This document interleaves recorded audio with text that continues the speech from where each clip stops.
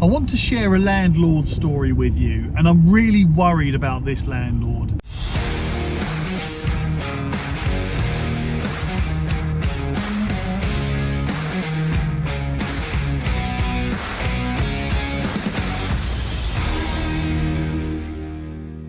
And the reason I am worried about not just this landlord, about the whole subject, is because I'm hearing it more and more often. So I want to try and help as many other landlords out that are in similar situations before somebody gets into serious trouble, if they haven't already.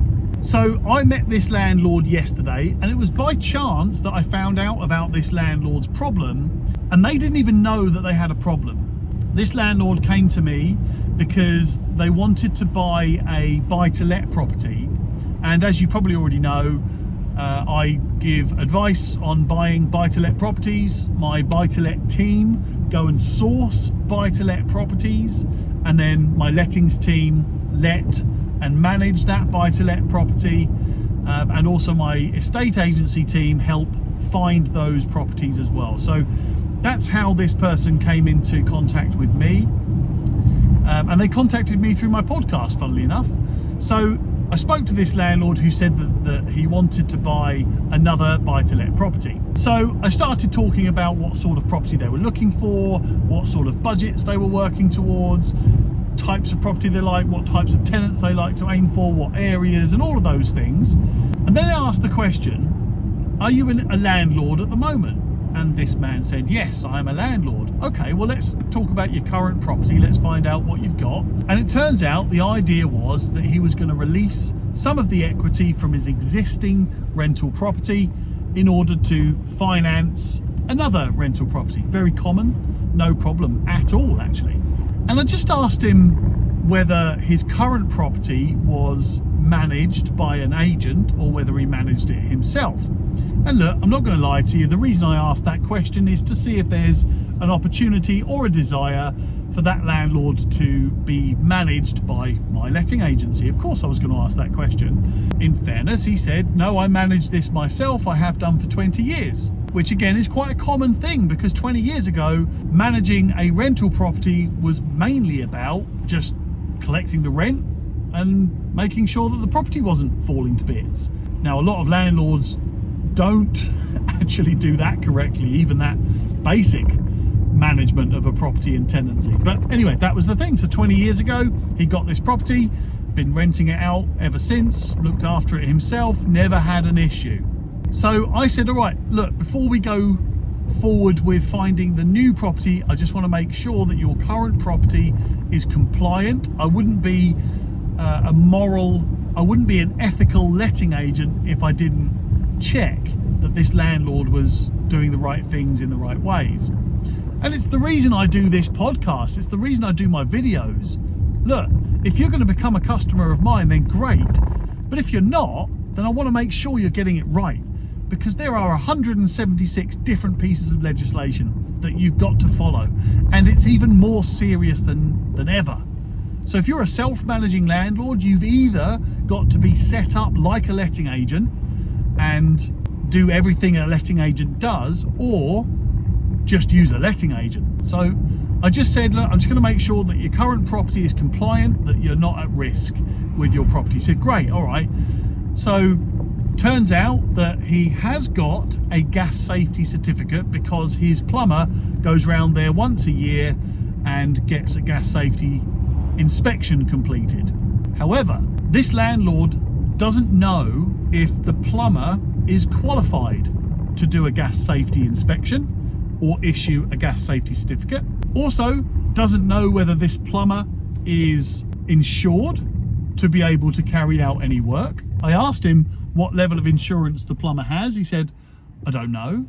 And in fairness to this landlord, he was very honest about this stuff, and he didn't have to be.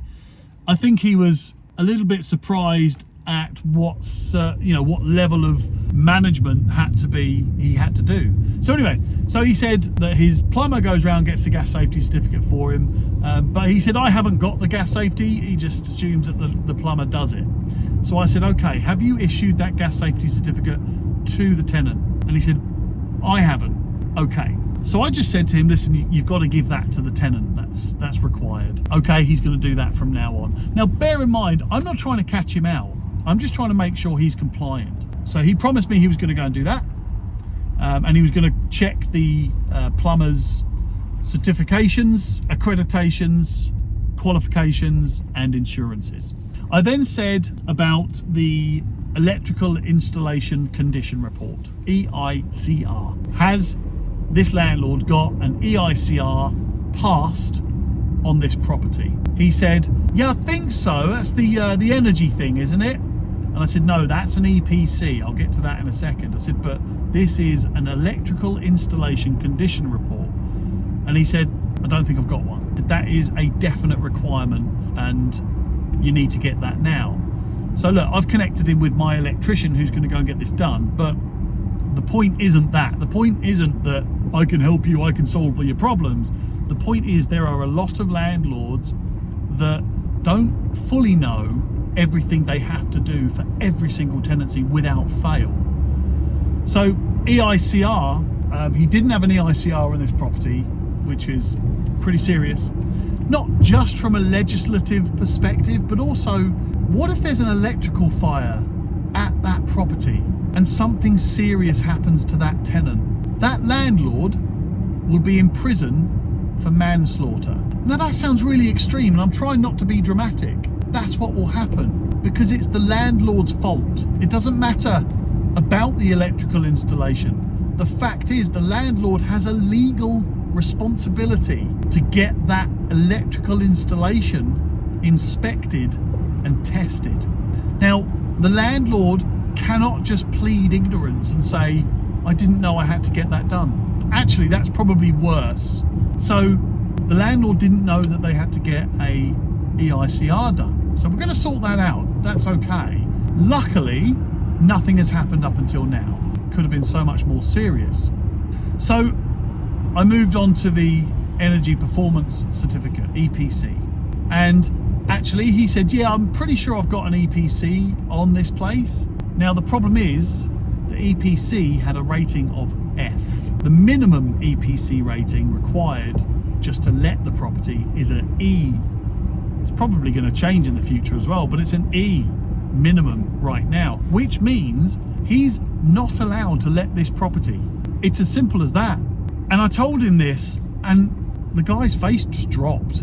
Not only does he not know if he's got a valid gas safety certificate, he doesn't have an electrical installation condition report, he doesn't have the minimum required energy performance rating, and what's more is that he's losing money month in, month out. And I'm going to tell you why he's losing money in a second. It's quite important to know this. So, no EICR, not sure about the gas safety certificate, illegal energy performance rating, not looking good. Doesn't have a registered deposit.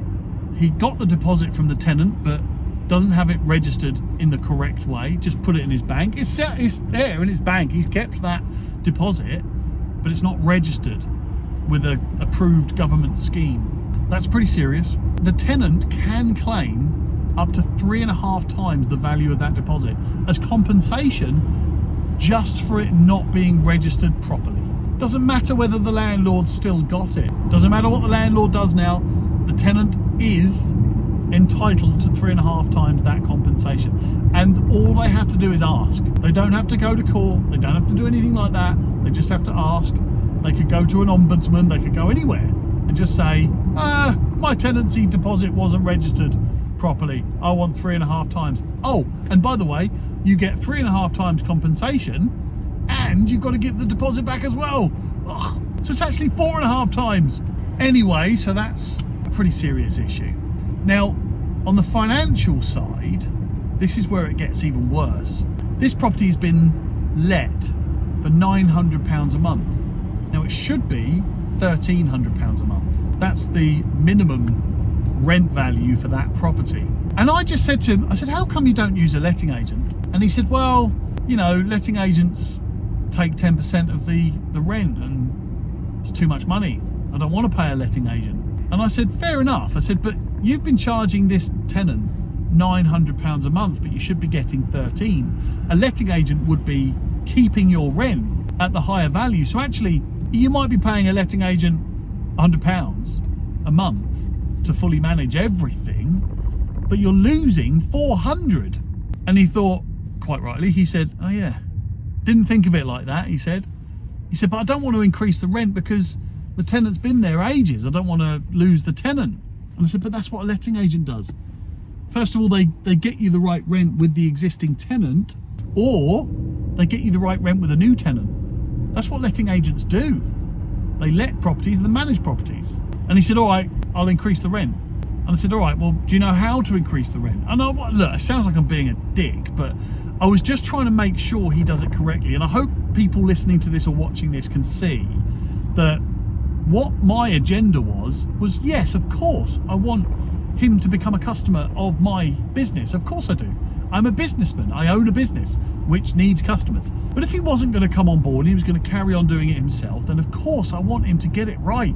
I don't want him to just go and harass the tenant and increase the rent incorrectly, because that would just get into more problems. But charging less in rent is more of a problem than just losing money per month, because if something goes wrong with that property, he's not making any money in order to solve those problems. If he gets sued by the tenant, then he's not making enough money to be able to pay that tenant off, pay that tenant back over time. So there are some serious problems coming up here. If that property needs repairs or maintenance, he's not making any extra money to be able to pay for those things, to keep the property in good condition so that the tenant's comfortable and happy. And he said to me, he said, yeah, but they're a good tenant, so I don't want to increase the rent. And I said, again, I'm trying not to be a dick here, but I think you'll see the logic behind this. I said, look, you're saying that you don't want to charge the correct rent because they're a good tenant, but the tenant would never say, I want to pay the higher rent because they're a good landlord. No tenant would ever say, I've got a good landlord, I'm going to pay them more each month. But for some reason, landlords say, I've got a good tenant, I'm going to charge them less. It's a really weird way of seeing things. And it's just like giving that tenant money. It's like giving them a few £100s a month. Here you go, here's a few £100s a month, take it, enjoy it. Again, vice versa, no tenant is going to voluntarily give a landlord extra money, no matter what. So there are a lot of problems going on here, and now this landlord wants to buy another property, manage it themselves, and probably double their risk. So let me just tell you what happens nowadays. And again, 20 years ago, this wouldn't have been a problem. No one would have even noticed or cared. As long as the tenant's there and paying rent, doesn't matter. But now, it's much more serious, 50 times more serious. So what happens now is, if the council discover that you are a landlord of a property, they are now more inclined to go and inspect that property themselves. Also, if the tenant ever makes any kind of complaint or inquiry about their rights as a tenant to the council will get round there and inspect. And the reason they do that is because the council now get to keep 100% of any fine or penalty they issue to a landlord. So it's a revenue stream for the council now. That's why many councils have set up little task forces to go round and make money out of landlords that are non-compliant. So it's becoming really serious, and the councils are out to get you, Mr. and Mrs. Landlord. They might not have found you yet, but they will find you. It's really serious. And then there's the risk of not being compliant, because we know we are in a blame culture. If something happens to your tenant and they are no longer able to work because they've had an injury, well, the council aren't going to want to pay out benefits to that tenant. They're going to want to get that money, and they're coming after you. So I go back to the EICR thing. That landlord hasn't got an EICR. And if something goes wrong, if there's an electrical fire or something goes wrong with the appliances, the tenant's electrocuted for some reason because the electrical installation has not been inspected and passed, then who are they coming after?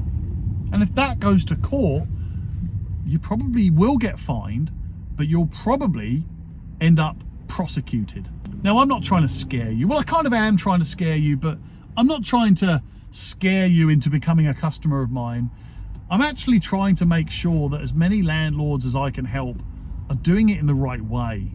That's really important to me. And I hope that you think, do you know what?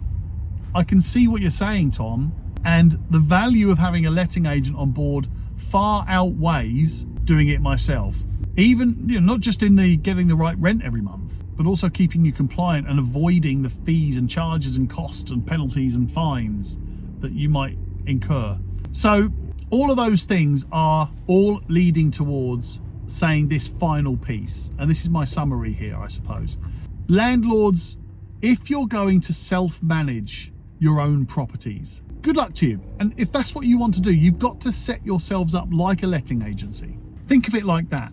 But if you're not set up like a letting agency, just use a letting agent. You think it costs you 10%, but if you think about it in this landlord's example, what would you rather do? Pay out 10% but make an additional 30%, or put yourself at high risk and not make any more money?